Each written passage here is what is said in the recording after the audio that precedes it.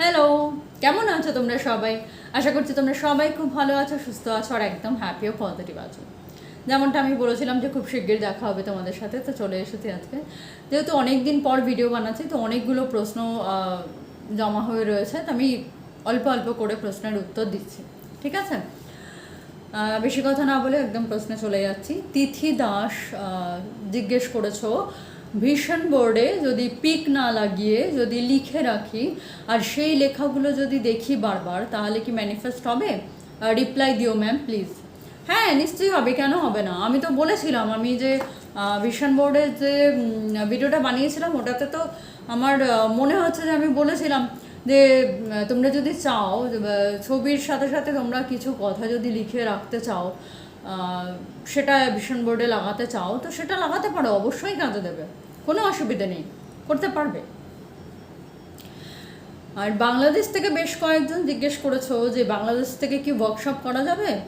কেন যাবে না, নিশ্চয়ই যাবে। বাংলাদেশ শুধু নয়, মানে যে কোনো দেশ থেকেই তোমরা ওয়ার্কশপটা জয়েন করতে পারবে, যেহেতু এটা অনলাইন ওয়ার্কশপ, তো জয়েন করতে পারবে, কোনো অসুবিধা নেই। রায়া চৌধুরী জিজ্ঞেস করেছো যে আচ্ছা, আমি এমন কিছু চাইছি, ধরুন সেটাতে সবারই ভালো হতে পারে, বাট আমি ভিজুয়ালাইজেশন করছি একা, তাহলে কি পাবো? হ্যাঁ, পাবে। কিন্তু অন্যদের যদি আর কি নেগেটিভ ভাইবস থাকে, তা সেক্ষেত্রে তোমার পজিটিভ ভাইবসটা মানে প্রচণ্ড পরিমাণে বেশি থাকতে হবে, মানে তোমার ফ্রিকোয়েন্সিটা সেরকম থাকতে হবে।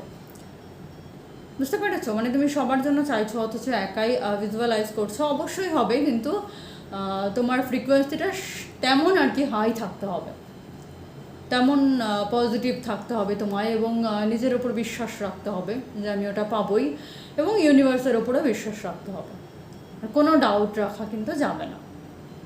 ঠিক আছে, পারবে। ঠিক আছে, তাহলে পরের কোশ্চেনগুলো পরের ভিডিওতে বলবো। ঠিক আছে, সবাই খুব ভালো থেকো, সুস্থ থেকো, দেখা হচ্ছে খুব শিগগির নেক্সট ভিডিওতে। বাই।